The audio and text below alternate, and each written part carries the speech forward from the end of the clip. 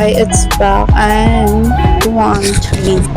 So, nagbabalik tayo. Dito tayo ngayon sa Botanical Garden na kung saan ang Baguio lang ang meron. Yes, Baguio nga. Tama ka dyan. So, ayan. Madaming tao talaga to guys. Kasi long weekends to. And holiday. My God. Napakadaming tao talaga. Hap pa ng pila.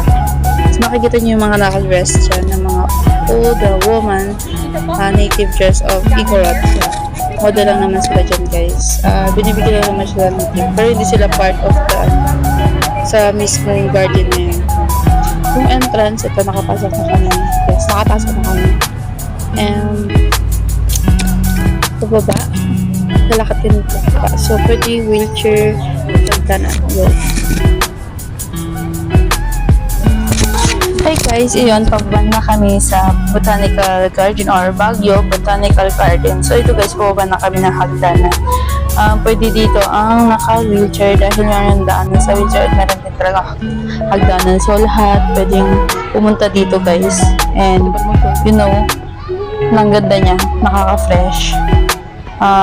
Kumbaga, ang sarap sa feeling na yung igagala mo yung pagkakataon na mahaba yung holiday.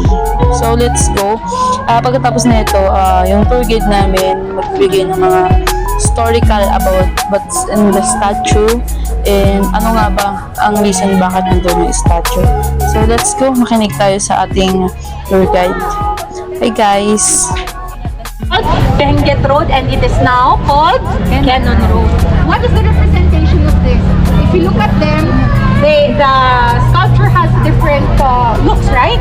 We have the Chinese, and we have the Japanese. We have this one is the Igorot, that's the American, and the rest of the foreign nationals is the one at the back.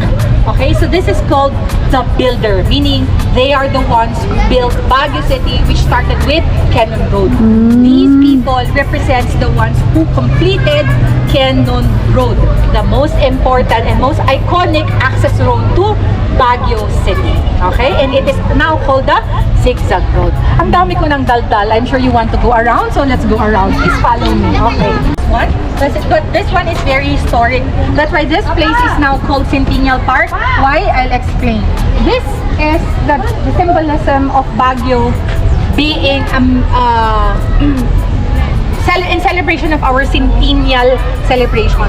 We have been existing as a city, as a chartered city for more than 100 years already. Why? We were chartered as a city in September 1, 1909. So, we celebrated our 100 years in September 1, 2009. So, try to compute. Sinong magaling sa inyo mag-compute? Ilang taon na tayo ngayon? Okay, nang bahala dyan. Okay, so this is the builders. Why? This represents the building of Cannon Road. In order for a city to be developed. And natapos na kami sa aming sunod na pupuntahan. Nasa Baguio Botanical Garden pa rin kami guys. Pero sa ibang spot naman kami pupunta. Dito guys, meron kaming madadaanan dito na kuweba yun. Hindi ko siya masyado na-spot sa video ko. Pero as long na meron siya madadaanan doon parang kuweba. Ito naman is sunflower garden. Nakikita talaga natin na dadaanan. Dinaanan namin to papunta kung saan yung maraming klase ng cactus guys. Lahat ng cactus na meron sa Philippines nandito sa Baguio. Yes guys. And totally hindi siya binibenta. Why? Kasi sobrang mahal. And pang ano lang talaga siya. Pang mga tourist lang pa. Tourist spot lang siya. So yan.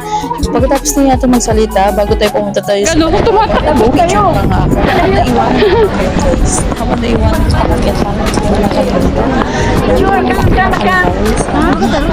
Takbo pa more. So yan. Pero bago, nandito na tayo papasok para malaman kung ano And the biggest one and most expensive actually to buy it is this one. It's called the Golden Barrel. It's about 25,000 if I'm not mistaken. Wow. So that alone is cactus? Yes. Wow. For your eyes only. Wow, 25,000. Wow. Parang ito ang paraiso sa mga mahilig sa succulents and cactus. But again, they're not for sale. Ayun o, ang 25,000 po pag ibebenta. ayun guys, napakamahal talaga siya. So, yung mga tourist po, hindi talaga binibenta pang tourist. So, Botanical Garden. Actually guys, may way lang siya kung saan pinagdaan. Ito yung pwede naman picture lang. Then yung meron pa daw next, iba-ibang klase. Next, lumabas na kami at hindi daw medyo na-video na yung ating park na mismong loob. Kasi nga guys, nagloko ang aking Ba't bang klase na? collapse ng aking storage. Ayan. Marami siya lang iba't ibang klase ng cactus. So, bago yan, at lipat muna tayo sa panibago natin pupuntahan. Pero, around din doon siya sa Baguio Botanical Garden. Ito talaga guys, napakalaki ng Baguio Botanical Garden. Hindi lang siya totally isang pupuntahan. Marami ang difference na pwede mong puntahan doon. Guys, ang ganda niya. Tapos, meron pang kuweba pa tayong pupuntahan dyan. Then, meron pa tayong part dun sa mga statue of animals. Pero may ano siya, may history siya bakit nakalagay siya doon. Hindi lang basta nilalagay siya doon sa isang garden. Yes, hindi lang siya basta-basta nilagay.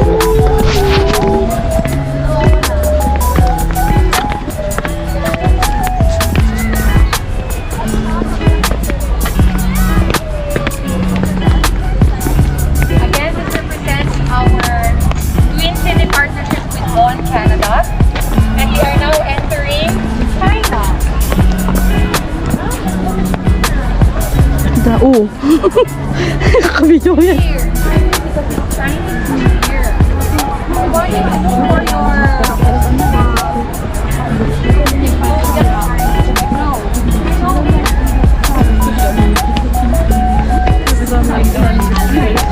What year are you? Okay. Pareho pala tayo. We're the same. We're not the same. I'm also a dragon.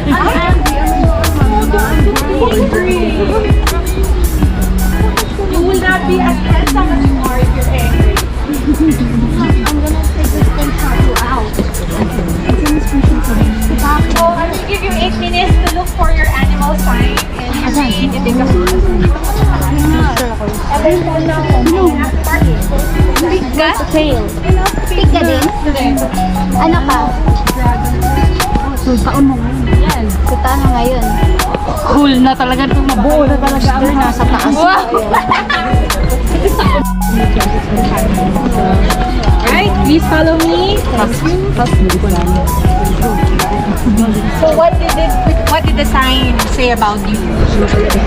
Hindi niya nabasa. Hindi pa. So is it accurate? No, not accurate. Not really. DC, tama. People born in this year. Oh yeah, dragon. We're both the same. Pala! Sabi niya, alright! Dalawang talo. Video yan? Picture. Video. Sinama ko lang dun sa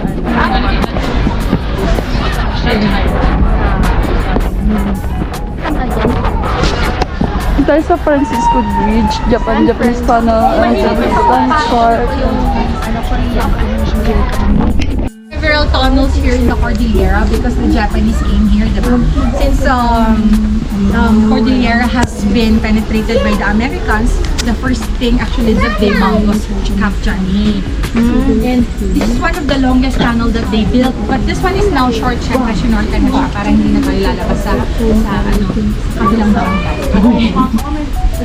Are you ready? It's kind of cold inside, ha? How cold? You want it?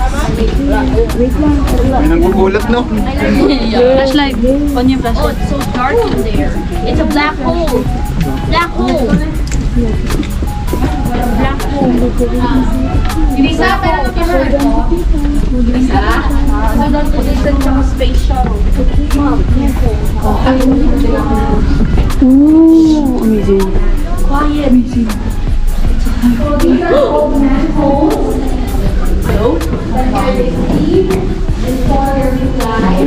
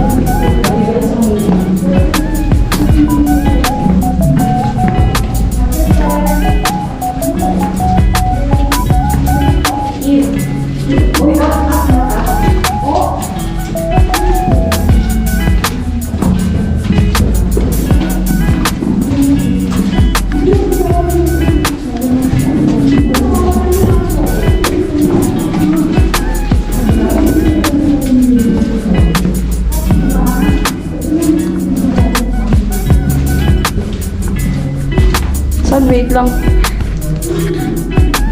Nawala yung flashlight ko. Namatay yung ilaw.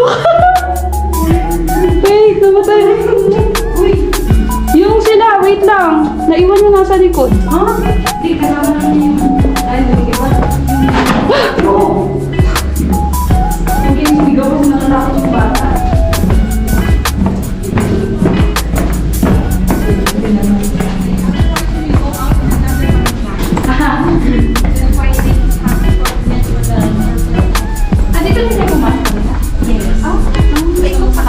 Umikot lang tayo. Pag ganyan. Yes. Pag ganyan. Saan? Wait. Sige. Hi guys, ito kami at pupunta kami kung saan paggawaan ng silver, original silver dito sa Baguio. Yes, malapit lang siya dito sa Baguio Botanical Garden.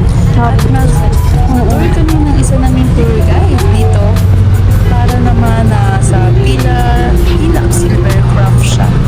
Sila mismo handmade. This is their factory area. This is where they do the magic. Pintas, lahat guys na nilalagay na accessories sa mga part ng kamay, bracelet, yes guys, Okay, meron sila. Almida, Dito nga tayo nagpunta live. Dito kami pa-picture nung ano eh. May pinag-igurot Ito ka. natin ng mga Live. maririnig. First, heard about it. It's everlasting.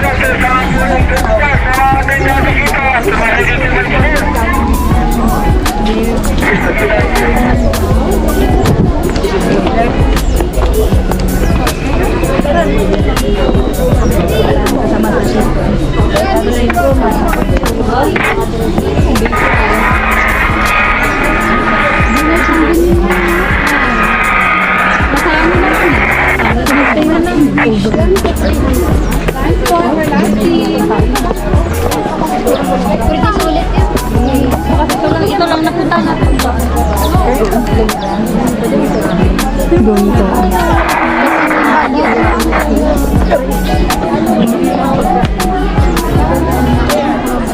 Ikot kami ng ganito. Ito ang mga. Ano pa? 150. Ano yun? Titingnan. Binibenta ka lang. Oo, binibenta. Yung maliit. Manage fee. Bili tayo, Ano manage. yan? Nasaan? Andun. Manage fee. Ang daming tao. Oo.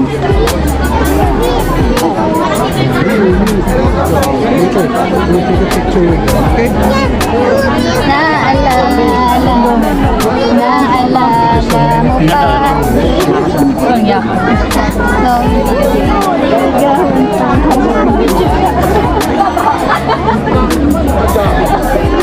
Doon na, tayo. Libre ka sa ng bahay na. Tayo ko yung bahay ng parang. Grabe, ang dami.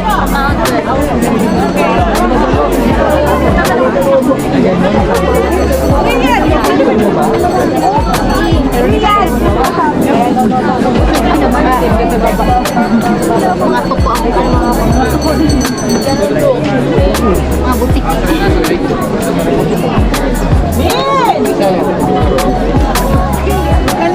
Napakadami lang. sila dito sa exit. Picture mo na ako best of 0.5 kasi nakataas.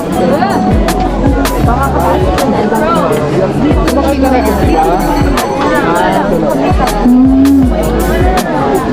Pag na-shoot mo, mas malaki din yung wish mo. Yun o, dapat ma-shoot mo doon para ba malaki yung wish mo. Tama na, try natin. Let's try. Bye. Makati sila.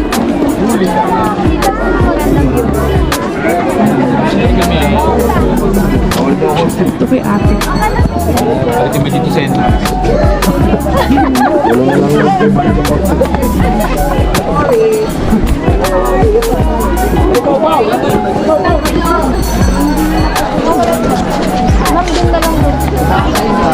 Matarik dito. Oh my, ang daming tao.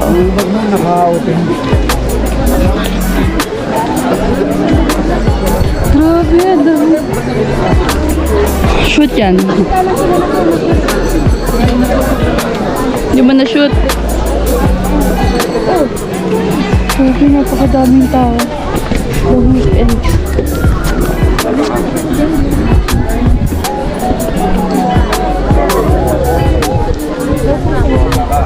It's a trap.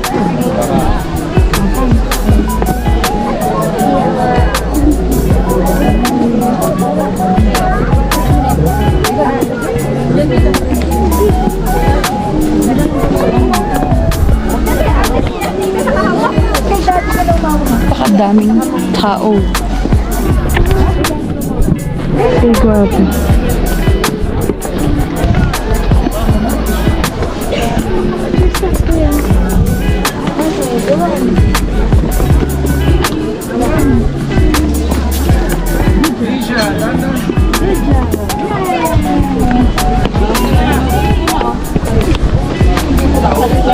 Ayan na lang, Allen. Ayan na lang mo.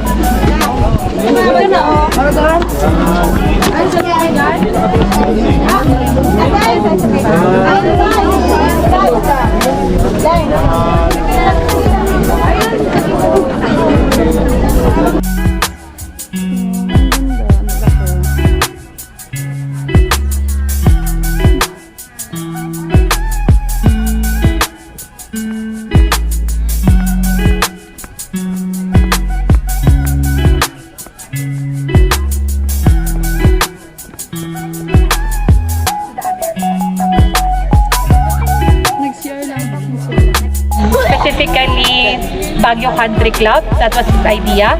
And of course, Baguio being the summer capital of the Philippines. He pushed to make Baguio as the summer capital of the Philippines. So that is Cameron Forbes. Theodore Roosevelt naman, he was the one who signed the design of the 535 acres of the military reservation camp, which we now call Camp John Hay. Now it's 630 hectares. Okay. Next, we have General Franklin Bell. Yan yung bahay niya. That's why that one is called Bell House. That's where he used to reside. He was the commander of the Philippine Department of Designer Italian Garden as well as the Bell House and the amphitheater. I'll show you the amphitheater later on, and we will also go inside the Bell House so you can see a typical American structure house. Okay? And the next one, of course, is my favorite. Colonel Lyman Kent. Okay, the builder of very good student. And then last one is Halsema. He was the last American mayor of Baguio City. Last American mayor of Baguio. And of course, General Douglas MacArthur. I shall Return! Scout. Galing mo.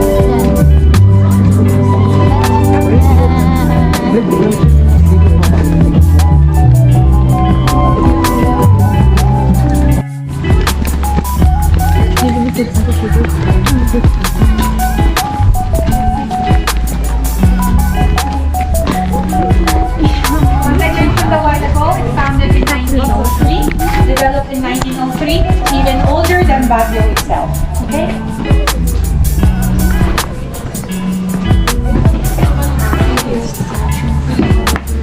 Wow. So this is now a typical American house with its own fireplace. And And I told you that Camden Hill was historic during the World War II because this is where they signed the arrest order of Tomoyuki Yamashita, which ended the World War II. Dito muna tayo sa surprise na John. So dito si John, this is John Milton Hay. Trivia, he never came to the Philippines. So that is John Milton Hay, the Secretary of State during the time of Theodore Roosevelt. He was the one who was instrumental in the signing of the arrest order, during the Treaty of Paris. Nung tinurn over tayo from the Spaniards to the Americans. Now, let's look at their rooms. Typical rooms, American rooms.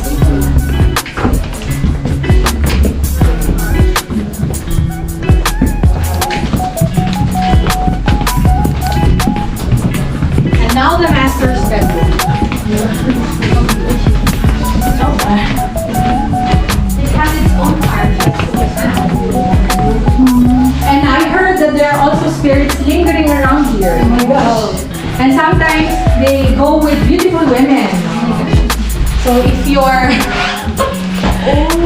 your cheek is suddenly cold now, you know someone is beside you. Okay. So this is the master's bedroom of General Day. This is where he used to reside. He was the commander of the American troops. And he has his own fireplace and of course his own restaurant.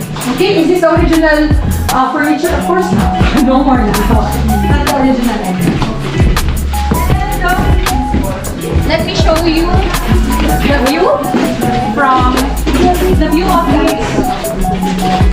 Okay, there's actually a garden called the Secret Garden. Pero hindi natin makipuntahan. The Secret Garden is where they do their secret meetings to plan for their attacks or plan for stuff like that. And apparently, I also heard that Secret Garden is where they bring their secret girlfriends. Okay? So, kaya Secret Garden. Sige, photo muna. And then I want to show you the amphitheater so you don't need to go there na. So, yeah, the 690 hectares. Oh.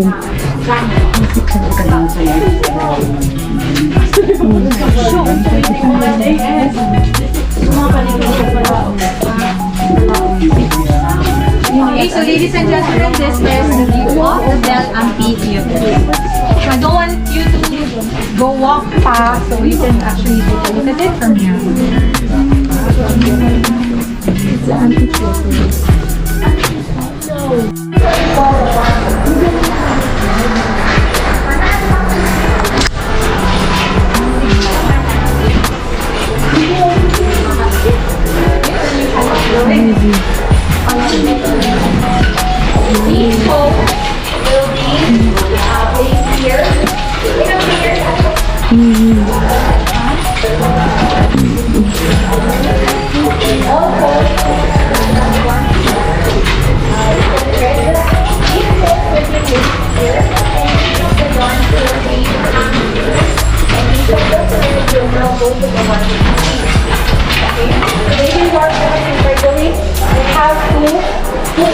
Yarn on each reed. Isa-isa yan. One. And then, it goes to the machine. And this is what they call the warping machine. And then, it will now go to the beaming process. This is the beaming process. They will consolidate the threads for the yarn. And then, that beam will be placed here until it is ready for weaving. The next step is here. Please follow me. When it is ready for weaving, they're going to put this one and install it on the weaving machine. Which is here. Here. So they put the beam here and then it's now ready for weaving. But not yet actually, because the most difficult part is putting the yarns on each heddle. Okay?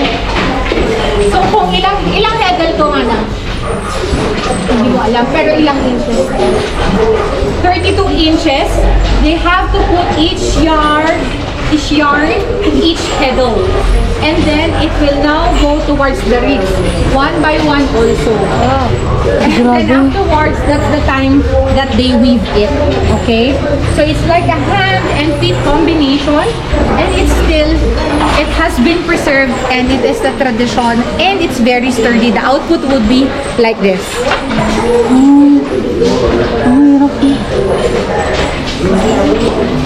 So the longer it is, the harder to put the yarn and the thread together.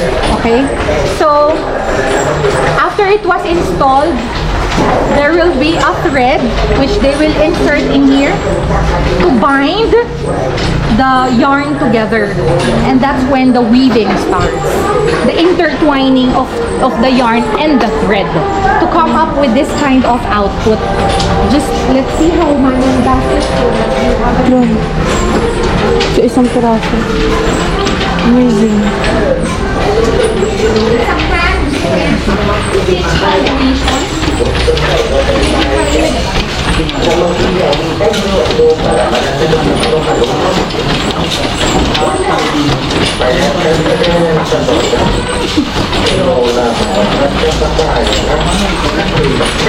Amazing. Nakikita ko lang ito sa ano.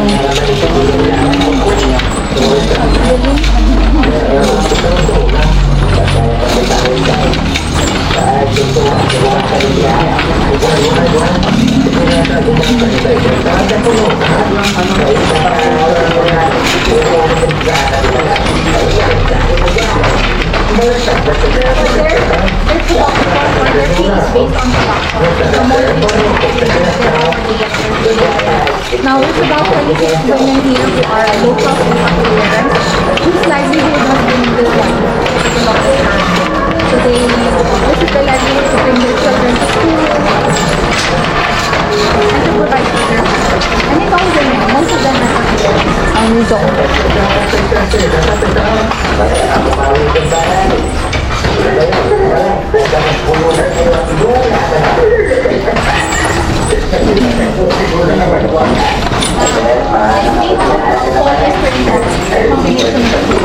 Ito may design. Hindi may design.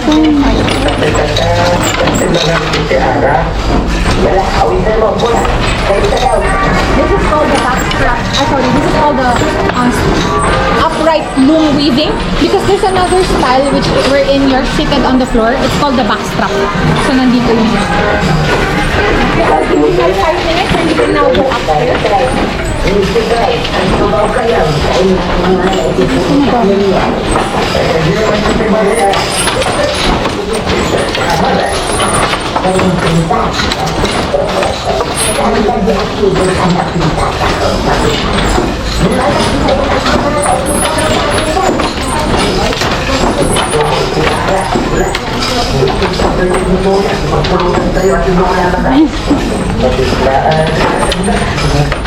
Ito maliit yung camera. Alas ko yung baba.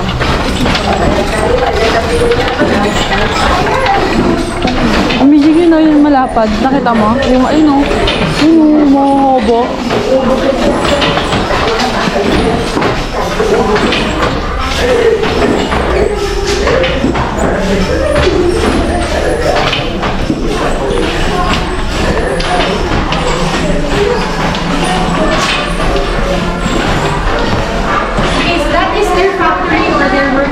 Now let's look at their finished products. Oh, amazing.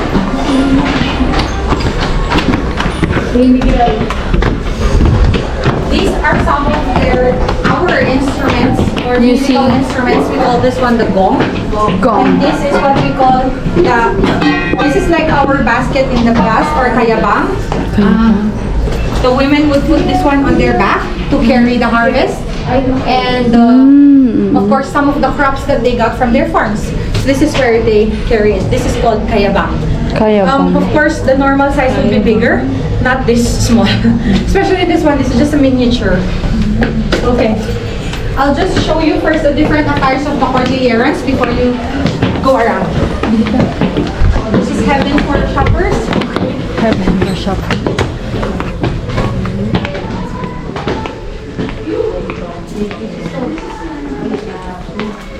No. Anyway.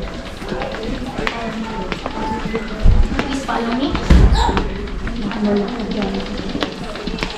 These are the finished products. And I just want to show you the difference of our attires on the different provinces. I've told you a while ago there are 6 provinces, right? So there are actually distinctions, and it's important for us to know as not to disrespect the attires, because each province has their own attire. So this one is from Kalinga. They have the most adornments, diba? They have shells on the skirt. This skirt is what we call the tapis. It is a wrap-around skirt that you put around you, because that is our original and traditional skirt. That is of Kalinga. That's where Apuwangut is located. They also have a lot of what they call this, yun nga, parang beads. I've heard that there's this beads which is worth 82,000 pesos. It's just one, like that. It can actually buy a parcel of land. Because that's how rare and expensive beads are. It's an heirloom. Pinapamana nila from one generation to another. This is in Abra. Why is it white? It's closest to the Ilocos region. Diba, in Ilocos, they have abol. In here, we have that kind of weaving. Okay? Or, inabol mo, mabawag kayo? Ay. And this one is in Apayao. If you remember, I told you a while ago, the biggest body of water is in Apayao. That's Chico River. So, ang kulo mo dyan is blue. Apayao. Next one is Mountain Province. This is where I am, where my roots are from. Diba you're going to Sagada? This is where Sagada is. And this is our traditional attire. There's 2 versions. We have the red one and then the green one. This is in Ifugao. Ifugao is where you will go again. You will go to Banawe Rice Terraces, and this is in Ifugao. So normally, what is distinct with the Ifugaos? They're the ones with the most elaborate and grandiose headdresses, and the ones with the pom-poms. It's like that. If you see pom-poms on the skirts or on the bahags of the men, they're Ifugaos. And the last one is Benguet. If you notice, they have the topper is actually the most covered one, because Benguet is very cold, as you can see, and you can feel right now. It's quite cold in Benguet, but the rest of them used to be topless. Okay, they have top, definitely, because it's really cold in Benguet. And if you notice, there's like a piece of cloth at the back. Pansin nyo? Ayan, no? There you go. Yan sa likod. Because they use it as like a protection when they carry the kayabang, diba? And it has double purpose as well to protect their head if it rains and all. So there's a reason why it is Girl, like ang that. pinakahod nila. Okay, so these are the products of Easter weaving. I am a testament of Ano to? it's very sturdy. Baka makikita mo pag quality kasi sila mismo I'll give you gumagawa. just maybe 50.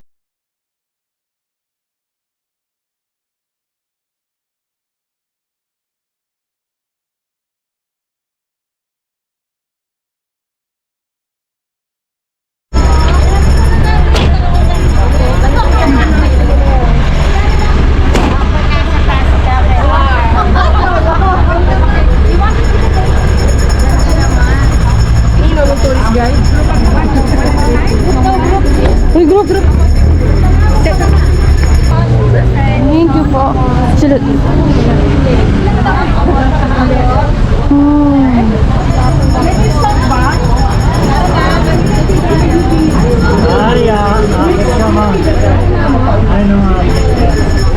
Malamig nga.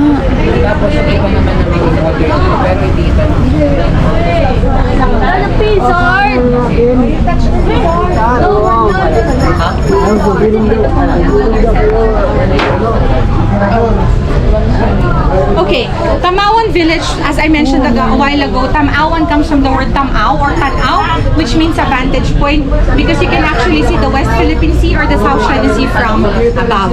What else is relevant about this one? This one is founded by the Chanung Foundation. Chanung Foundation comes from the word Danum. Chanung, are you familiar with Chanung? It comes from the root word Danum, which means water. Because in our language, the Ilocano dialect, we just have to translate the du, it becomes chu. So our Danum becomes Chanum. Our baboy becomes Fafuy. Our Faruy, it comes from from the word bahay, or fiarui is bahay. So it's actually quite easy to understand if you're from here, okay? You just have to translate the B to F and it's already easier to understand. Okay, so shall we? Okay na tayo, te? This is the gecko that I mentioned a while ago. It's okay to touch it. Alright, this one will bring us good luck or good life. Okay, but we will go here first before we go to the gallery. Okay, let's go.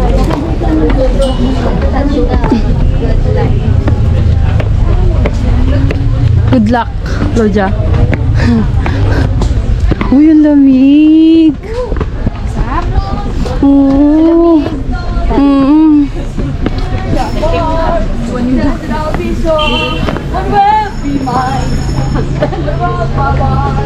Okay, I want you guys to gather together. Okay. Show my ka. Let's try to make this experience memorable. You are actually standing on what we call adap-ay or an ato. Adap-ay or an ato is where the elderlies or the most affluent part of the society used to do their meetings, okay? So let's just embrace it that we are from the affluent part of the society, okay? So they do this one. This is an important part of the culture because it's where they do peace pacts. Di ba sabi ko sa inyo a while ago, there's tribal wars in the olden times. It's where they do peace pacts, do meetings, and marriage, ano yun? Marriage rituals. At the same time, meron tayong tinatawag na they will ask you to marry their child. Marriage arrangement. Yes. They do marriage arrangement in the past as well. This one is what we call an alang. This is a bontok rice granary. So after harvesting, they store their harvest inside because they believe that it will grow. It will become abundant. Now, these are what we call bululs. Bululs are important in rice abundance as well because the bululs are actually the rice deity or like the gods of the rice. They protect their harvest from bad spirits, and also they make the harvest more abundant. Okay, so they're the guard and at the same time the god of the harvest. But in some cultures, these one are called tattao.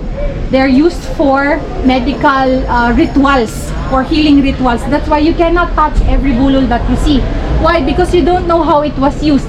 There are cultures like in Sagada where they use it as healing rituals. But the problem is that the tinagtao would absorb the sickness of the other person. So when you touch it, the sickness might go to you. That's why you cannot just touch any bulol that you see. Okay? Because you do not know how it was used. Okay? Hinawakan nyo. Pero it's here in Baguio City naman, mostly are bululs, rice harvest deities.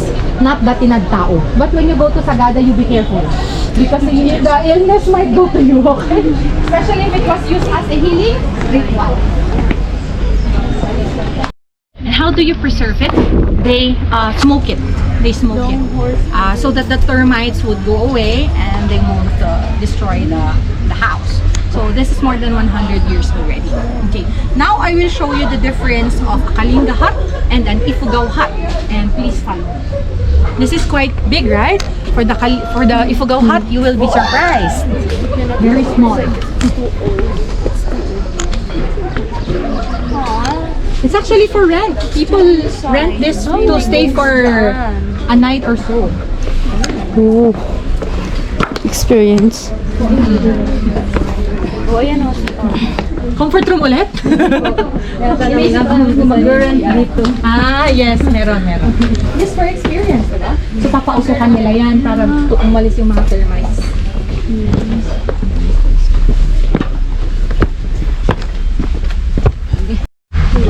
Occupied siya. May tao, ayan, nakasusi. Ibig sabihin na tayo. Occupied.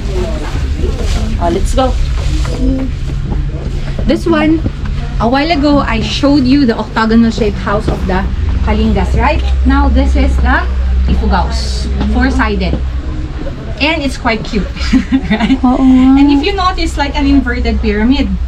The Kalingas, it's straight.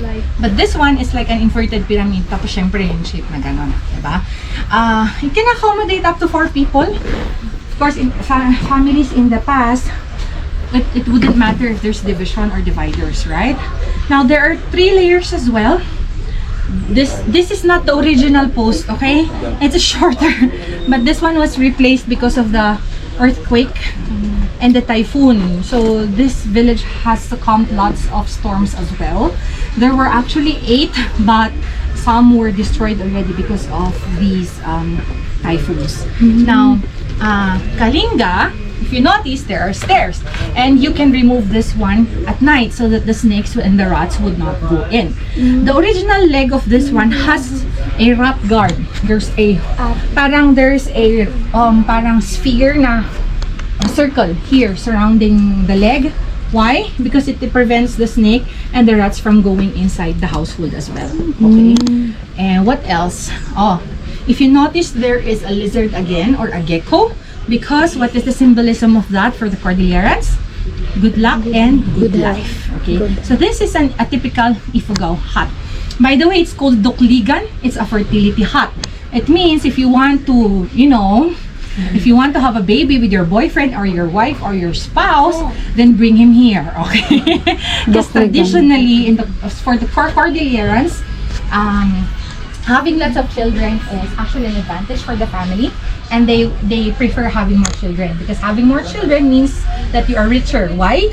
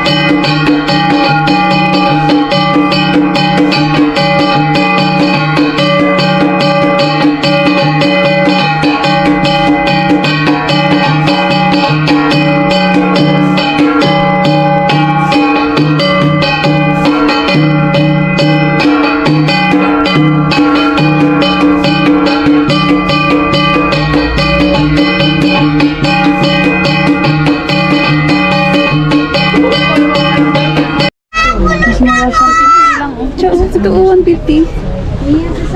Okay, bag. Ingay mo. Kaya Kurot ko yan. Pag Julie, pwede yung gusto mo?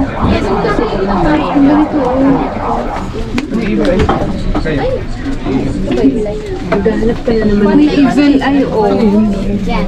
Gusto niyo nga daw ng evil eye necklace. Pula yung kanya. Kulay?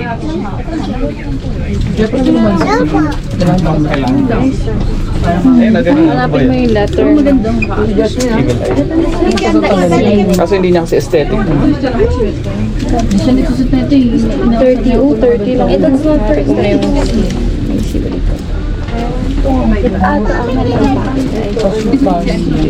Ang cute naman ito. Uy. Nahanap din ni Marima. Leo. Ang cute. Let's go na. Isang wala.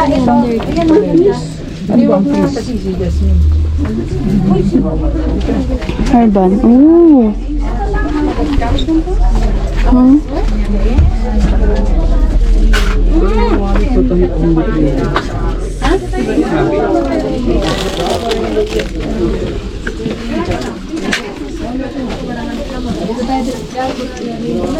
$25 ito.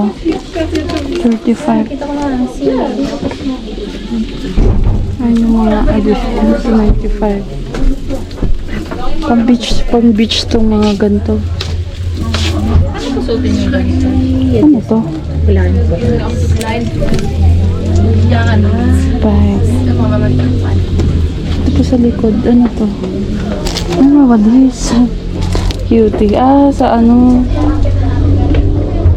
Hikaw. Cutie.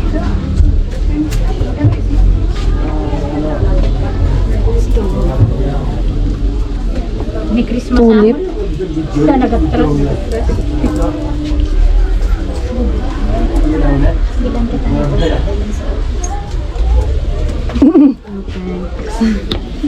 Sana kung ano ka pa. Ito magkano to? 70 oh. Ang cute. Bili ako. I-higpit ko. Ipagaman pa gano'n. Paano yun mag-higpit? Hilain mo to. Ito hilain? Pag ano. Magkano to? Sige, hindi, hilain mo. Saan na ito? Hilain mo muna.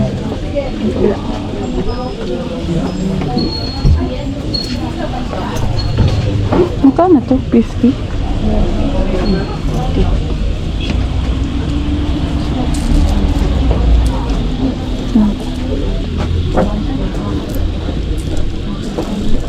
Parang iba namang ano to. Pang ano ba to? Dream catcher. May skull.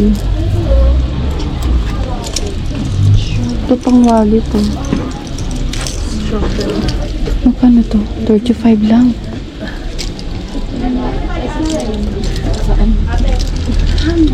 Sino yung ibang ano? Ano yan, Ken? Hindi, walang May nagtatato daw. Gusto mo magpa-sketch? Ah, akala ko tato. Sketch pala. Ito na. 35.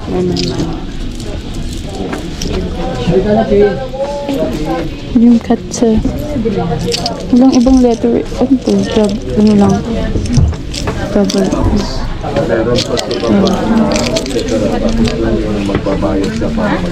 Ay.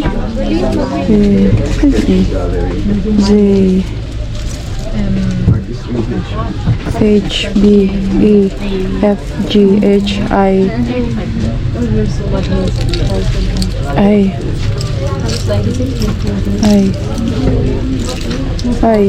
Walang J. Nala ko lang maghanap. Ito maganda to. Gusto mong di mahal talaga yung ganito.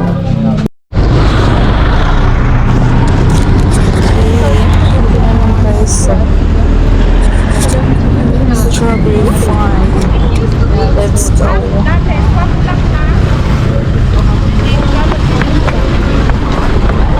Kung may farm ka na ganito. May wire na.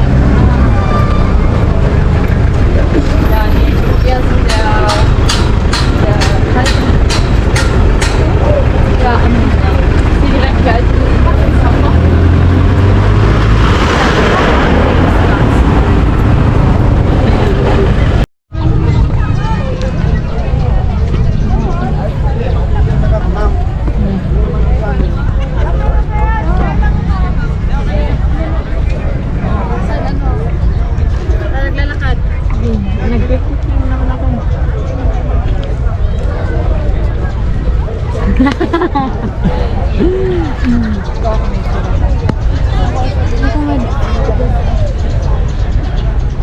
din. Sige. Yan.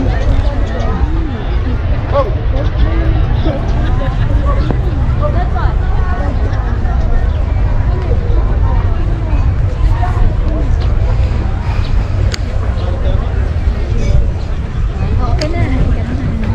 Oh, dati.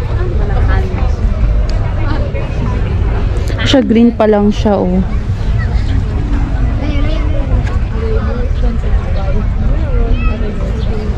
Grabe, no.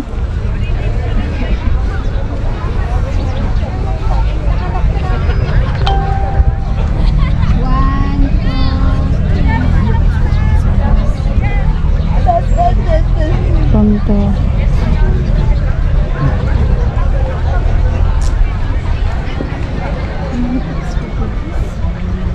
Padaanin mo, Lai.